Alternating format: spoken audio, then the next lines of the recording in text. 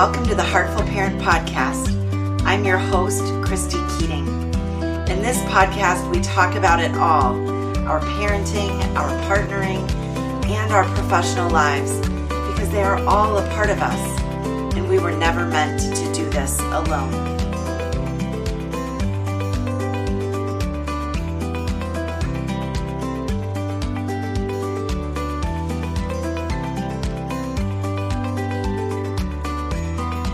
Hello, Heartful Parent Podcast listeners, and welcome back to another episode of the Heartful Parent Podcast. I'm so grateful to have you here. I don't quite know how to introduce today's guest because this was a really tough interview. So last week we talked about the Talk Scared framework and how you as a parent or a professional can speak with children about scary events. So, anything from, something they hear about in their local neighborhood to events that are happening on the world stage, like the current Israeli-Palestinian conflict and the war that Israel has declared after the horrific attacks by Hamas on innocent Israeli citizens.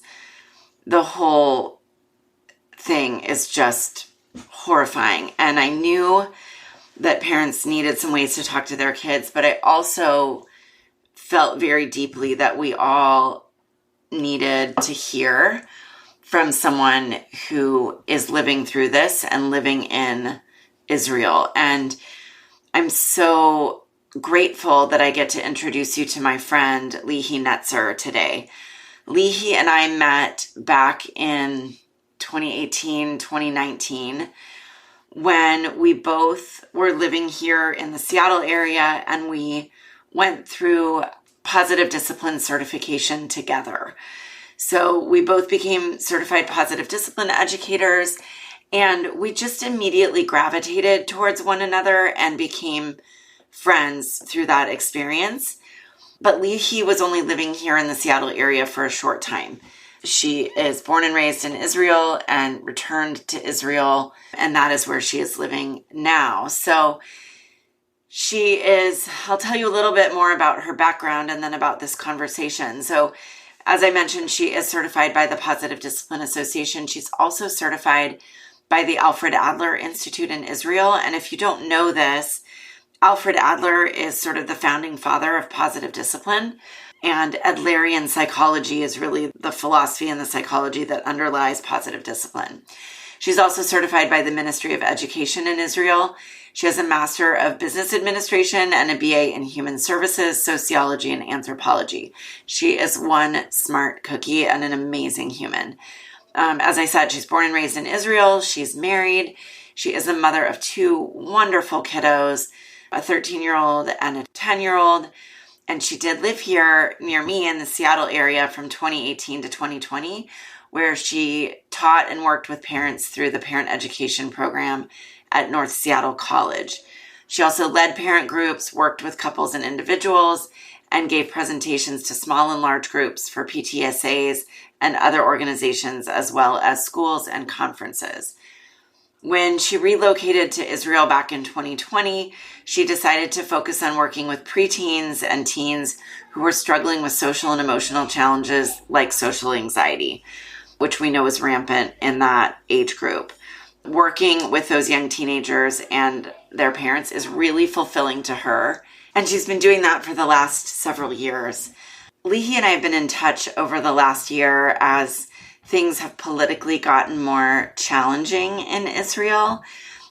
And of course, when the attacks happened by Hamas the weekend of October 6th and 7th, she was the first person I thought of. And I reached out, of course, to make sure she was okay and that her family was okay. And that led to us sort of deciding that she would come on the podcast, which she was going to do before anyway, but obviously to talk about something very different than what we had originally planned. And so you will hear in this interview that it's difficult for both Lihi and me. It's emotional. She's processing a lot, and I found myself in a new place, processing it right along with her. But I think it's really important that those of us outside of Israel hear what the experience is like for a parent to be sort of parenting through such an intense crisis. And it's been likened to the 9/11 of Israel. And I remember 9/11, but I wasn't parenting during that time. And of course, parenting puts a whole new lens on everything. So without further ado, I'd like to introduce you to my friend, my colleague, somebody I deeply respect, Lihi Netzer, as she shares her experience of what's going on in Israel, how she is moving through it, and how we can parent in times of crisis. Lihi, I'm so happy to have you here. I wish it were under different circumstances, but I'm really grateful to you for lending your voice to what's going on right now. I want to thank you for having me here, for hosting me. When you first emailed me, it was really, it was so touching. It warmed my heart. I get emails from friends all over the world caring, asking how are we doing here in Israel. And it's nice to know that we're not alone. So thank you. Yeah, you're not alone, but I know many of us feel like, well, we feel helpless to do very much. And we don't really know, other than what we see on the news, what it's like to be there. So maybe that's a good place to start, is if you can tell us, obviously you're in Tel Aviv, but you've watched this unfold in your own country. And what has that been like? Maybe you can walk us through it. Yeah, sure. So, like you said, it's going to be my point of view, and Tel Aviv is about, I think, 50 miles away from the border with Gaza and like the villages that were attacked. I think my perspective is kind of like the perspective of a New Yorker in 9/11, watching it on the news, but actually feeling the fear or the uncertainty of what is going to happen.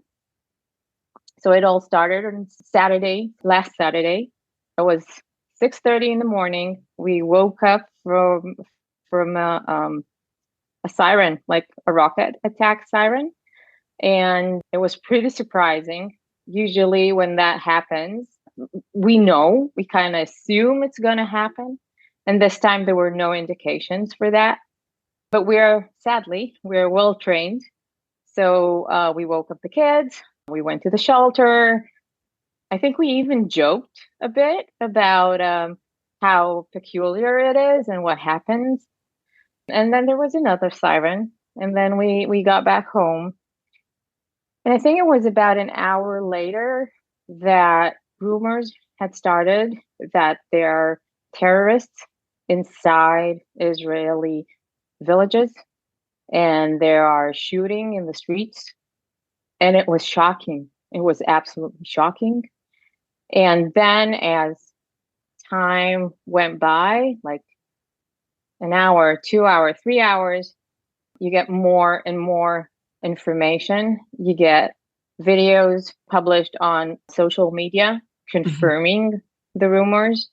And it was, I'm talking right now and I get goosebumps. I'm getting goosebumps too. It was crazy. And I think that then we realized that the world as we know it has just changed. And that's when, like, the first challenge, for me at least, I figured, what is my first challenge? And the first challenge is knowing that, hey, I'm a mom and there are two kids here in my living room and they're watching me. And I need to tell them something, but I don't want to alarm them. And what can we say, basically? Right. And before that, the understanding that you can't breathe. You're so nervous, you're so anxious. And I remember my partner saying, I'm feeling sick. And that feeling is part of like an anxiety attack. And you know that something really, really bad is happening. So this is how it started. Saturday was really rough, really Yeah. rough. So if I can just back up for one moment, because you said that you were awakened by a siren that Right. alerted you and that you were well trained, like you knew what that was.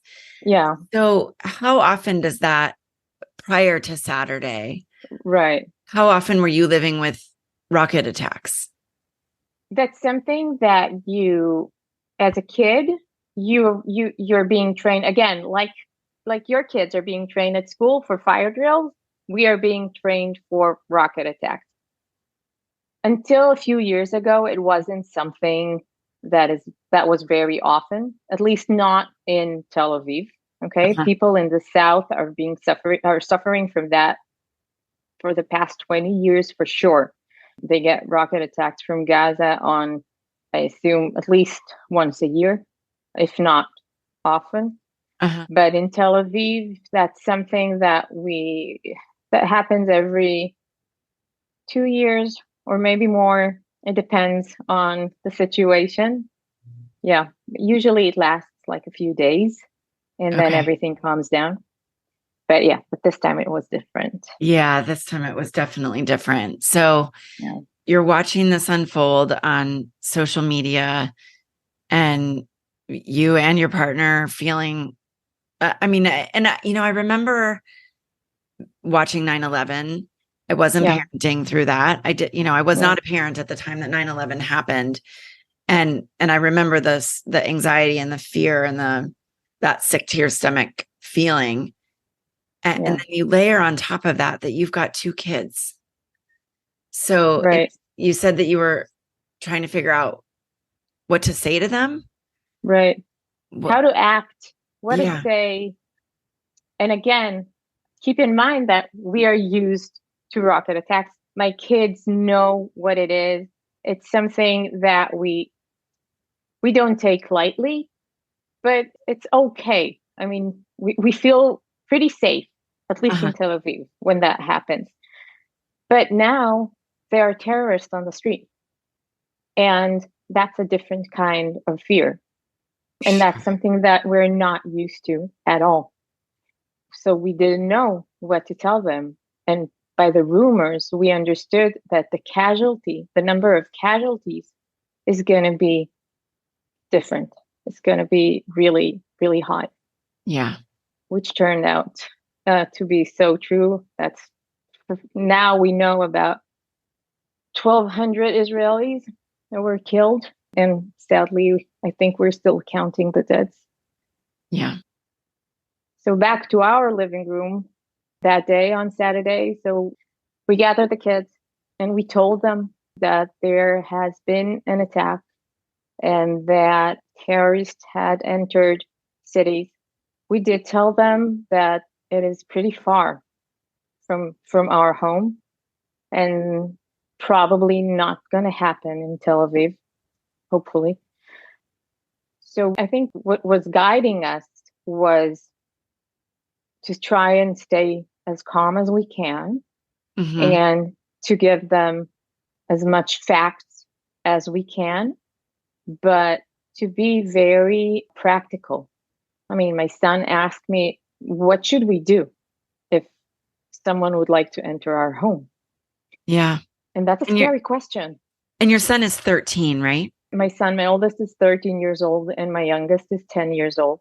So both of them are pretty mature. They know what's Yeah. going on. Yeah. So we needed to give him an answer. And what we did in that specific moment was to try and relate it to things that he already knows. I mean, he knows that he's not opening the door to anyone, to any strange person. And he knows that he needs to like close the windows when he's alone at home and all those regular safety instructions. Right. So this is what we said. And we tried, I hope we succeeded, to give them a sense of safety. Yeah. So that's what we did at that moment. Which is such an incredible thing to do when you're not feeling safe yourself. right? Yes, for When, sure. your fight, flight, freeze, right? That nervous system response was on high alert for you. And yet you're looking at your kid, and 10 and 13, they're mature, but they're still children, right? They're still children. They're Right. children. Right. And you're trying to give them this sense of safety. How, uh, I know one of the things that I always talk with parents about when there's an event, a school shooting or whatever it is, that we want to keep our kids off of the news and off of social Right. media. But walk us through how that works when you're trying to get information, but at the same time protect them from information. Right.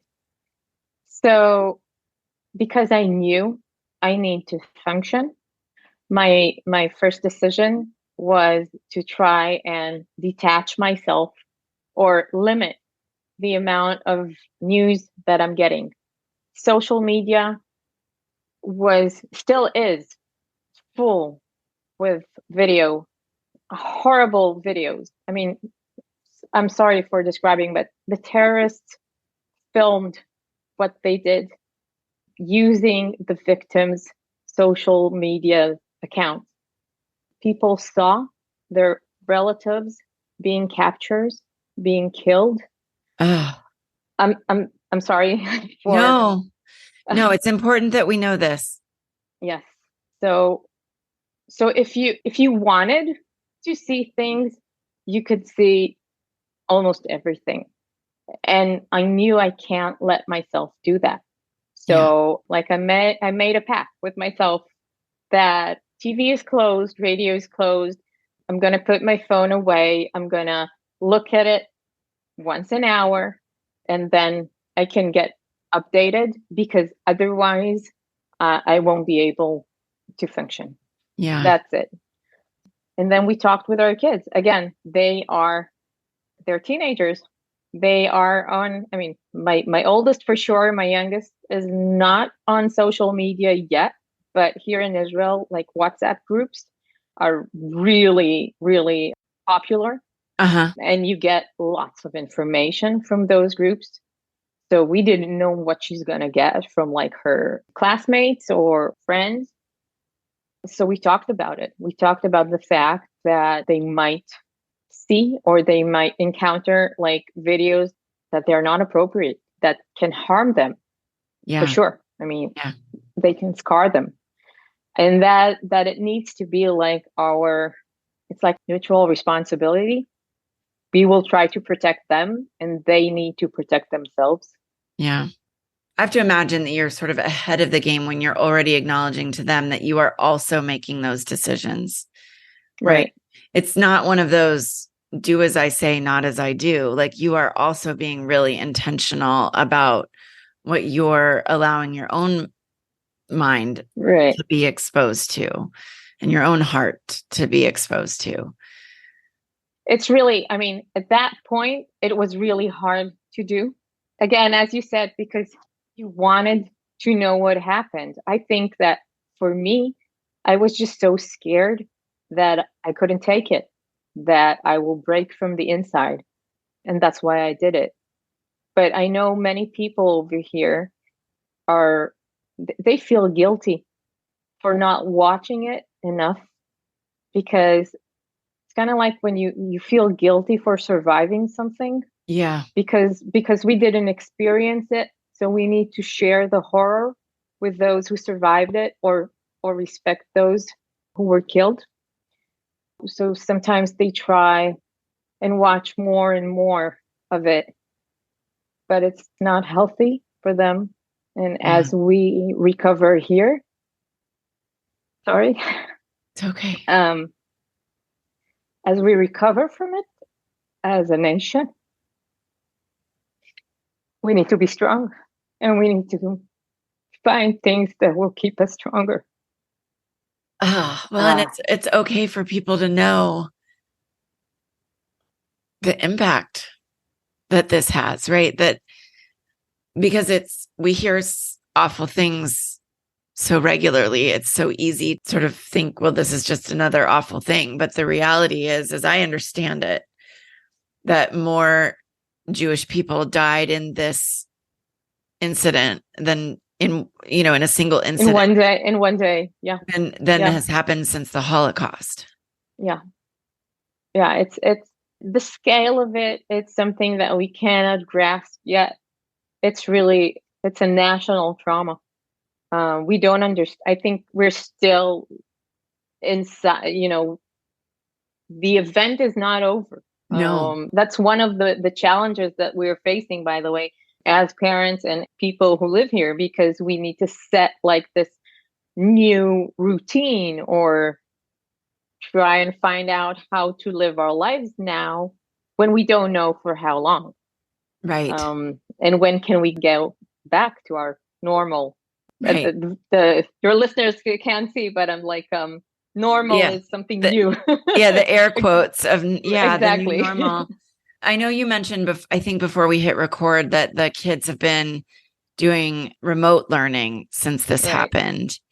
And is that scheduled at this point to be indefinite, or do you have any guidance in terms of how long that will be the situation? No, we don't know. I think it's like we're taking it one step at a time because we still don't know how this war is gonna unfold and what will be the situation in terms of security. So we still wait and see while letting the army do what it needs to do. Yeah. And we're trying to support from the back. Yeah. As the week has gone on, and so that happened on Saturday, we're recording this on Thursday. Obviously, more information has become available. Right. People have a better idea of how this all unfolded. How have you continued to parent? And, what has that experience been like? Because most people listening to this, if not all, have never lived through a rocket launch, let alone what you've been experiencing over the last week. Right. So again, I'm sharing my personal experience, and I think every person in Israel is experiencing it differently. For me, the first 2 days were the roughest. I remember having a conversation with my partner on Sunday evening, and I was shocked that it's only Sunday. It felt like we are dealing with the situation for at least a month. So many things had happened, and the gravity of them is it's enormous. Nothing you can understand.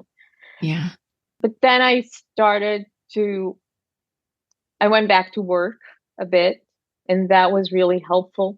I mean, helping other parents and other teenagers it helps me. Yeah. I don't know if they realized how much they helped me, but that was one thing. And keeping in mind my kids all the time, like watching them, seeing how they are coping, raising questions, simply asking, hey, how are you doing? How did you sleep at night?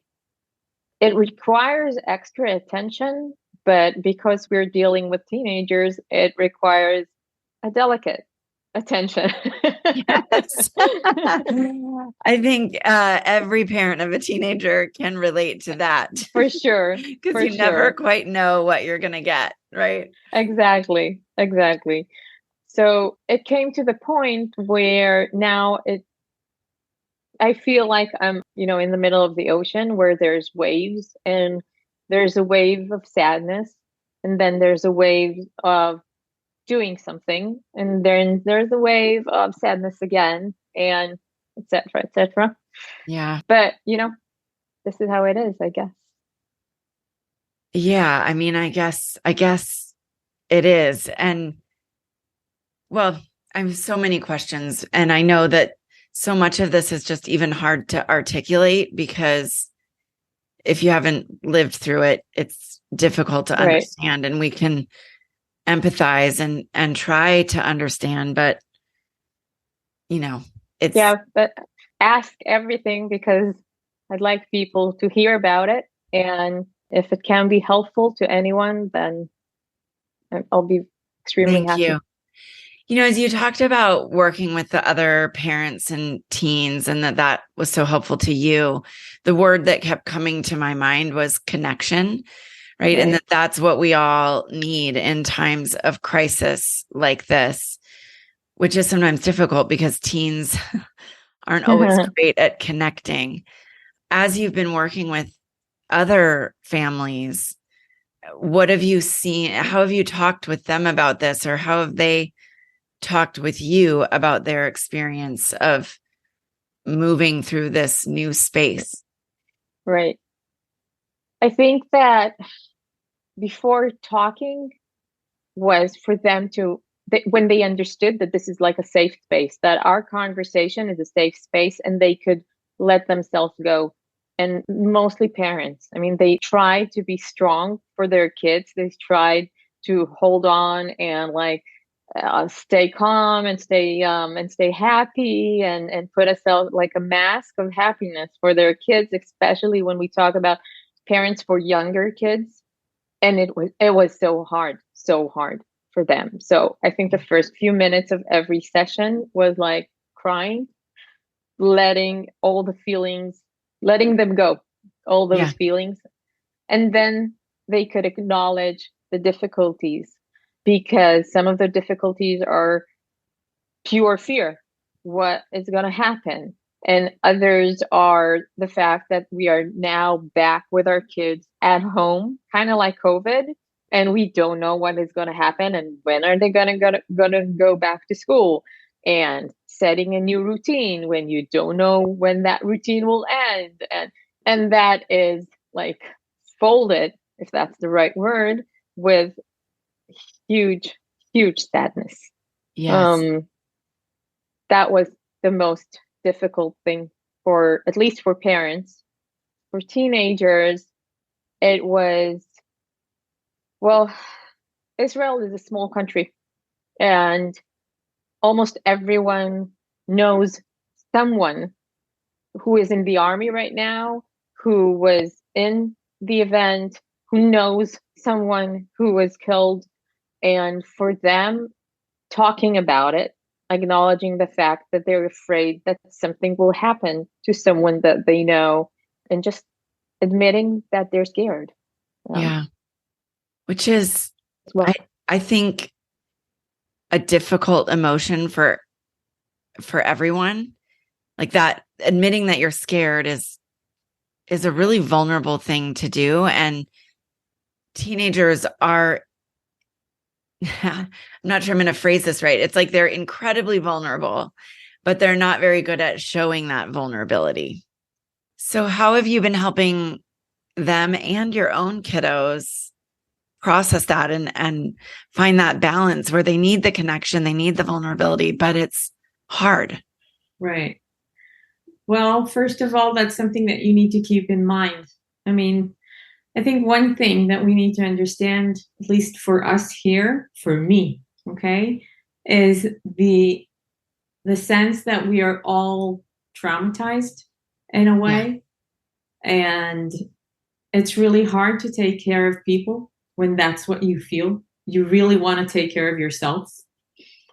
But on the other hand, when you acknowledge it and when you talk about it, even with teenagers, it's like letting them know that everything they feel at the moment is normal, because this is not a normal situation.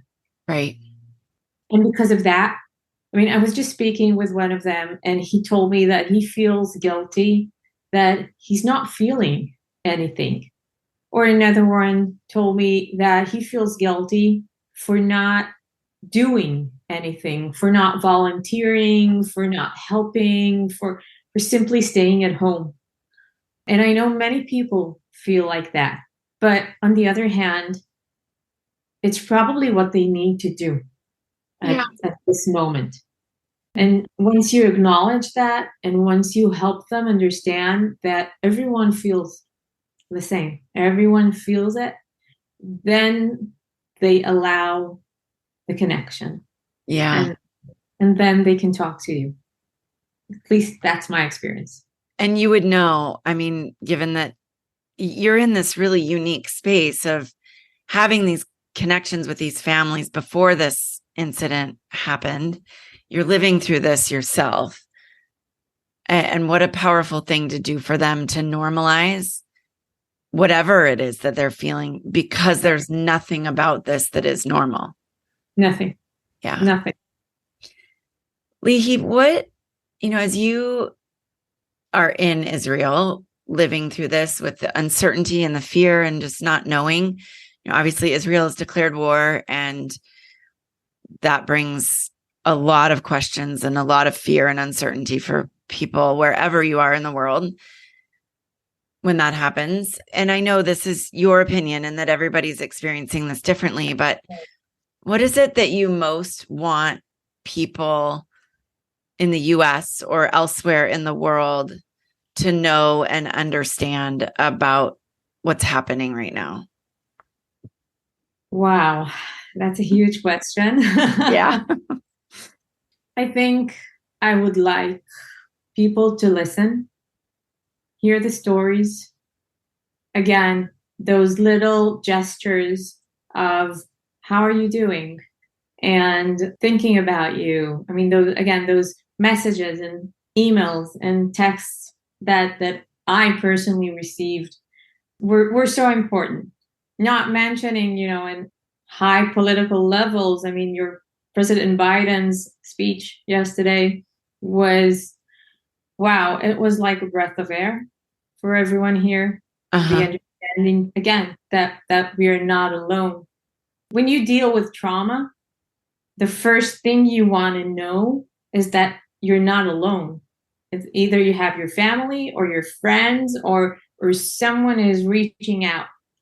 And to know that gives me a lot of comfort. Yeah. And I think one more thing, and that's another thing that is really important, both for me as a mom and as an Israeli, is the understanding that we will recover from it. I mean, back in COVID, we talked about resilience a lot. Yes, we did. Right? That was like the buzzword.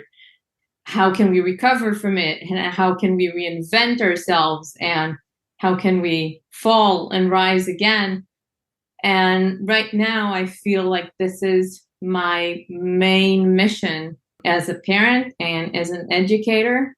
I mean, understanding that, yes, we fell and we fell hard. Yeah. And we're facing one of the roughest times that we ever faced as people and as a nation, but we can rise again. Yeah. That's comforting. It is. And you're right. It has been a buzzword, during COVID, because as collectively as a planet, we had to develop resilience to that, obviously very different incident, right. but something that was a universal experience. How are you building that resilience in yourself and helping your children and the kids and teens that you work with fortify themselves? The main thing is to understand the difference between strength and resilience. I mean, being strong is holding everything together. Yeah. But when you hold everything together and you break, I don't know if you can recover from it. So acknowledging the fact that, life is ups and downs, and sometimes we fall, but then we get up again.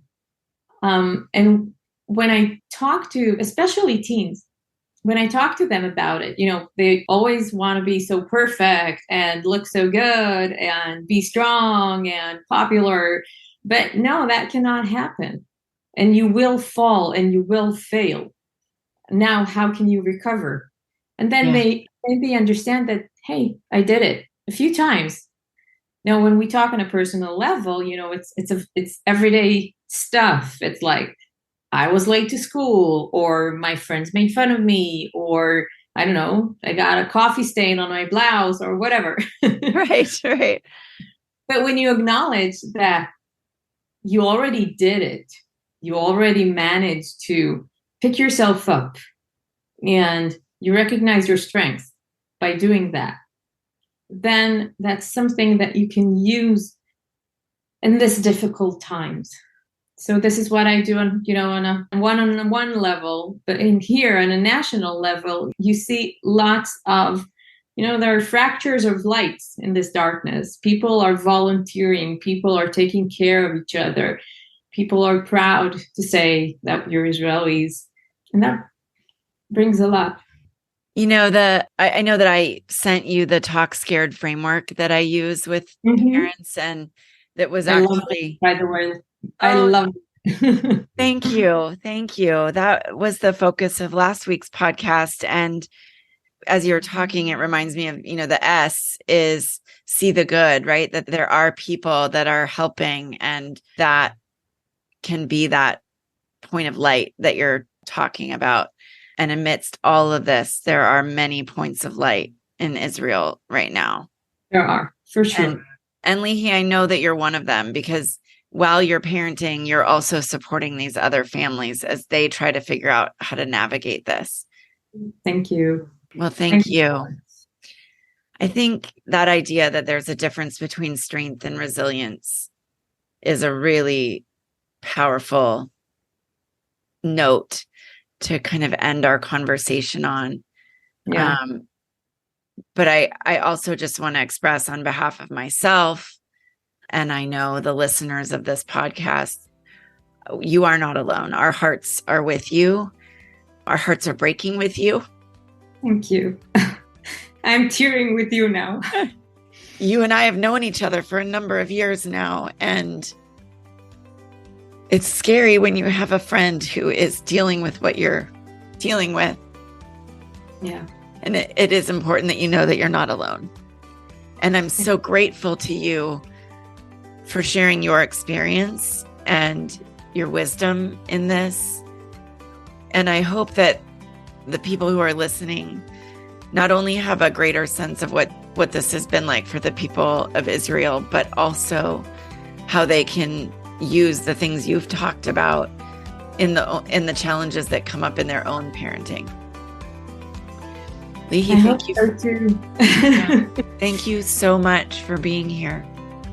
Thank you again, and thank you for listening, and thank you for helping me as well. Thank you so much for being with me, everyone. I hope that conversation was helpful and enlightening, and really helped bring a personal lens to what's happening right now in a different part of the world, but that is impacting Jewish people everywhere. And I know it's also impacting Muslim people everywhere. The impact of this event is wide and far-reaching. And as Lihi said, the world will never be the same. We don't know what's going to unfold from here. So I'm grateful to you for tuning in and sharing in this moment with me. I will, once again, in the show notes, share the Talk Scared framework if you would like to be able to access that and use that in speaking with your children. And if I can support you in any way, please reach out. You can always find me on my website at theheartfulparent.com, or you can email me at christy@theheartfulparent.com. Take care, everyone. Hug your babies.